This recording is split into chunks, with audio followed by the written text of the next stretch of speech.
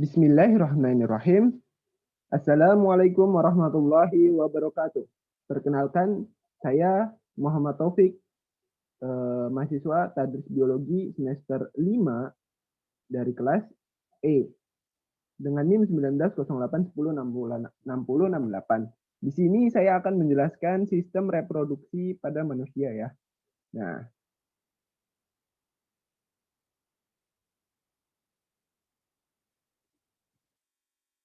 alat reproduksi pada laki-laki. Nah, alat kelamin pada laki-laki itu, alat kelamin luarnya itu berupa penis yang fungsinya sebagai alat kopulasi. Lalu ada alat kelamin dalam, yaitu ada testis, saluran reproduksi, kelenjar dan kelenjar kelamin. Nah, testis ini itu ialah tempat pembentukan sel kelamin jantan atau spermatozoa dan hormon kelamin atau testosteron ya. Nah, lalu ada saluran reproduksi. Nah, saluran reproduksi ini terdiri dari beberapa ductus epidermis, vasa deferentia, ductus ejaculatoris. Nah, saluran ini itu bersatu membentuk ductus ejaculatorium. Lalu ada kelenjar kelamin. Ini kelenjar kelamin ini dilengkapi dengan 3 kelenjar yang dapat mempengaruhi sekret atau semen. Nah, tiga kelenjar itu antara lain yaitu vesicula seminalis, kelenjar prostat, dan kelenjar bulbuuretral atau kelenjar Cooper ya. Nah, alat kelamin pada wanita itu ya, alat kelamin pada wanita itu, kelamin luarnya itu ada 6 ya, yaitu ada labia mayor, mons veneris, labia minor, klitoris, orificium, urethrae, dan hymen. Nah, pada alat kelamin wanita ini, dalam kelamin dalamnya itu terdapat indung telur atau ovarium, ada oviduk atau tuba falopi, ada uterus atau rahim, dan ada vagina. Nah, apa sih indung telur itu atau ovarium? Nah, ovarium ini ya tempat terletaknya ovum. Nah, ovarium ini berjumlah sepasang dan terletak di rongga perut. Ovarium ini diselubungi oleh kapsul pelindung dan mengandung beberapa folikel ya guys. Nah, oviduk. Lalu ada oviduk. Oviduk atau saluran oviduk itu menghubungkan ovarium dengan rahim atau uterus ya. Nah, ujung oviduk itu berbentuk corong, berjumpai-jumpai atau berfibrinae. Nah, uterus atau rahim ya guys. Nah, rahim itu terdiri atas 3 lapisan, yaitu perimetrium, myometrium, dan endometrium. Endometrium itu menghasilkan banyak lendir dan mengandung banyak pembuluh darah. Nah, rahim ini merupakan ruangan yang tempat untuk pertumbuhan dan perkembangan janin. Lalu ada vagina. Vagina itu sebuah tabung berlapiskan otot yang membujur ke arah belakang dan atas untuk mempermudah jalan kelahiran dari bayi. Nah, lalu ada mekanisme pembentukan gamet atau mekanisme ya. Ada mekanisme di sini ada mekanisme spermatogenesis dan mekanisme oogenesis. Dari mekanisme spermatogenesis ini awal-awal itu dari sel benih. Lalu sel benih itu menjadi spermatogonium, lalu membelah lagi menjadi spermatosit primer, lalu spermatosit primer ini menjadi 2 itu berbeda, yaitu spermatosit sekunder. Nah, membelah lagi dengan meiosis kedua ya, menjadi spermatid. Nah, bersifat haploid. Nah, lalu membelah lagi, bukan membelah ya, tapi berlanjut menjadi sel sperma yang bersifat haploid. Nah, lalu ada mekanisme oogenesis. Nah, oogenesis ini juga berawal dari satu sel. Nah, sel awal itu akan berkembang menjadi oogonium yang bersifat diploid, lalu berkembang menjadi oosit primer. Dari oosit primer ini terjadi pembelahan meiosis pertama menjadi 2 ya, yaitu oosit sekunder dan satunya lagi badan polar.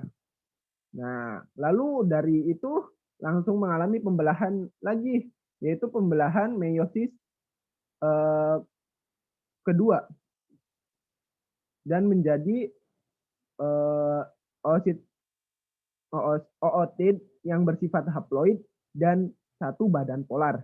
Nah, dari ootid yang bersifat haploid ini itu berkembang menjadi ovum yang bersifat haploid.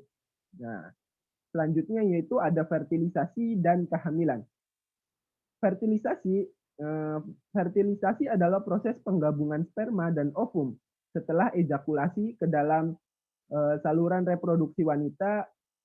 Nah, sperma akan hidup selama beberapa hari di dalam alat reproduksi wanita. Nah, ovum ini akan tetap fertil selama 24 jam setelah ovulasi. Sperma itu memasuki uterus, kontraksi pada dinding uterin akan membantu sperma mendekati ovum. Lalu, pronukleus jantan akan melebur dengan pronukleus betina dan membentuk nukleus zigot yang diploid. Nah, zigot ini akan tumbuh menjadi embrio di dalam uterus sejak terjadinya fertilisasi hingga dilahirkan. Nah,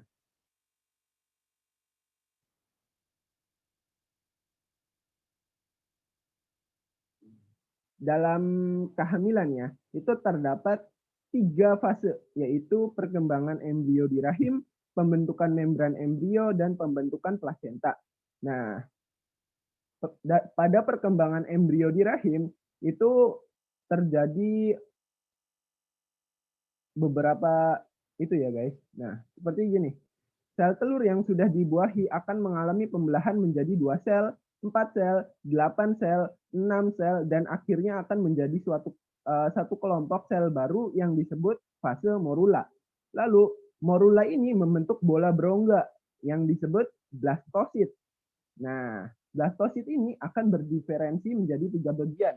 3 bagian ini yaitu satu, sel-sel tertular disebut tropoblast, lalu 2, sel-sel bagian dalam yang disebut embryoblast, dan 3, yaitu rongga berisi cairan yang disebut blastosol. Nah, proses perubahan morula menjadi blastosit ini disebut dengan blastulasi. Blastosit itu kemudian turun ke uterus dan menanamkan diri di endometrium atau melakukan implantasi. Selanjutnya, embryoblast itu membelah diri menjadi satu kelompok sel yang sedikit menonjol dan diberi nama bintik benih. Lalu sel-sel lapisan tropoblast itu mengeluarkan cairan sehingga antara tropoblast dan bagian bintik benih itu terpisah. Akan tetapi antara bintik benih dengan tropoblast masih berhubungan pada satu tempat yang dinamakan selom. Lalu stadium atau fase ini dinamakan fase blastrula ya guys. Nah, stadium blastrula bintik benih itu mengalami pertumbuhan sel dan membagi diri menjadi beberapa lapisan sel yang berkaitan sifatnya.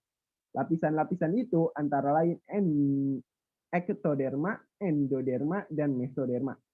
Pada embrio tumbuh, endoderma itu berkembang menjadi batas epitelium gastrointestinum, alat pernapasan, dan sejumlah organ.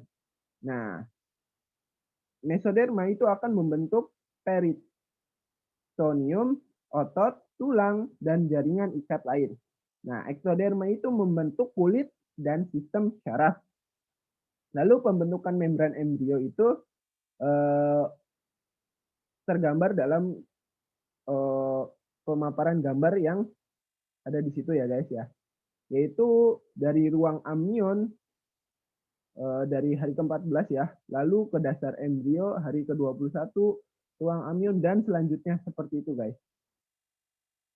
Lalu ada plasenta. Nah, plasenta ini fungsinya buat apa sih gitu kan? Nah, plasenta ini itu berfungsi itu memungkinkan oksigen dan makanan dari darah ibu itu berdifusi ke darah dalam janin. Nah, lalu adanya fungsinya yaitu memungkinkan karbon dioksida dan sisa metabolisme janin itu berdifusi ke darah sang ibu. Lalu mencegah mikroorganisme masuk ke tubuh janin, menyuplai makanan seperti karbohidrat, protein, kalsium, dan zat besi ke tubuh janin tersebut. Lalu yang terakhir yaitu berfungsi menghasilkan beberapa hormon yang dibutuhkan untuk memelihara kehamilan. Lalu di sini ada beberapa kelainan sistem reproduksi ya guys ya. Kelainan sistem reproduksi ini antara lain ada tumor payudara, vulvovaginitis, impotensi, gonorea, hipertonik prostat, prostatitis, infertilitas, herpes simplex genitalis. Oke, pasti kalian bertanya-tanya kan, apa sih tumor payudara? Nah, tumor payudara itu tumor yang terletak pada payudara dan ini bersifat jinak seperti fibroadenoma. Nah, tumor itu juga dapat bersifat ganas yang disebut kanker payudara ya guys. Nah, lalu apa sih vulvovaginitis itu? Nah, vulvovaginitis ini adalah peradangan pada vulva dan vagina yang sering menimbulkan gejala keputihan. Itu guys. Lalu ada kelainan impotensi. Impotensi ialah ketidakmampuan mempertahankan ereksi penis. Seperti itu guys. Lebih gampangnya mah nggak bisa berdiri ya guys. Nah, lalu ada gonorea. Gonorea ini penyakit infeksi akut yang menyerang selaput lendir pada uretra, serviks, rektum, sendi, tulang, faring, dan mata. Nah, lalu ada penyakit lagi yaitu hipertropik prostat. Nah, ini tuh pembesaran kelenjar prostat yang terjadi pada pria berusia di atas 50 tahun. Nah, itu dinamakan hipertropik prostat ya guys. Lalu ada lagi kelainan yaitu prostatitis adalah peradangan pada prostat yang terjadi yang sering disertai dengan peradangan pada uretra. Lalu ada infertilitas. Apa sih infertilitas? Kita pasti sering dong dengar-dengar infertilitas. Ya, memang ada materinya dan infertilitas itu yaitu suatu ketidakmampuan atau kalau bahasa dalam kita itu mandul dalam bahasa Indonesia ya guys. Dalam pengertiannya itu adalah ketidakmampuan menghasilkan keturunan. Seperti itu guys. Itulah infertilitas atau mandul. Nah, lalu ada kelainan yaitu herpes simplex genitalis. Ini tuh diduga berhubungan erat dengan infeksi virus herpes simplex tipe 2 dan human papillomavirus. Nah, selanjutnya yaitu ada sifilis. Nah, sifilis ini adalah penyakit menular yang disebabkan oleh bakteri Treponema pallidum. Nah, ada selanjutnya yaitu penyakit non-gonokokal uretitis atau NGU, yaitu merupakan peradangan pada uretra dan serviks yang disebabkan oleh bakteri Chlamydia trachomatis dan Euraplasma euralichium. Lalu ada penyakit serviks. Nah, kanker serviks ya, yang menyerang pada artis Jupe ya guys. Kanker serviks ialah suatu penyakit yang disebabkan oleh virus herpes simplex tipe 2 yang menyerang kulit di daerah genital luar, anus, dan juga vagina. Lalu ada penyakit endometriosis.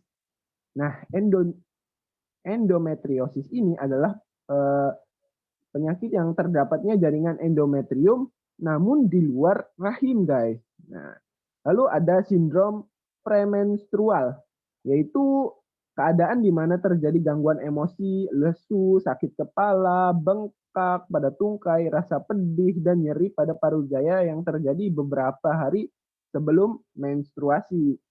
Itu dinamakan sindrom premenstrual ya guys.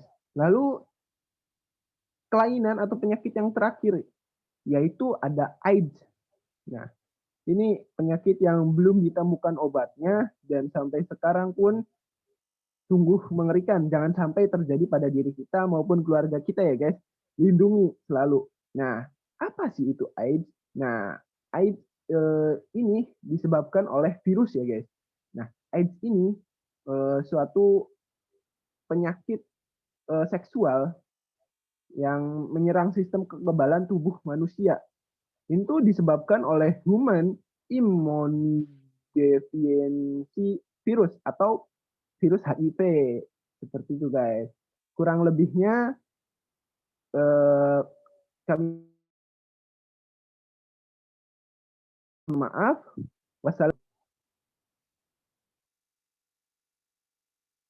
Kurang lebihnya kami mohon maaf. Wassalamualaikum warahmatullahi wabarakatuh.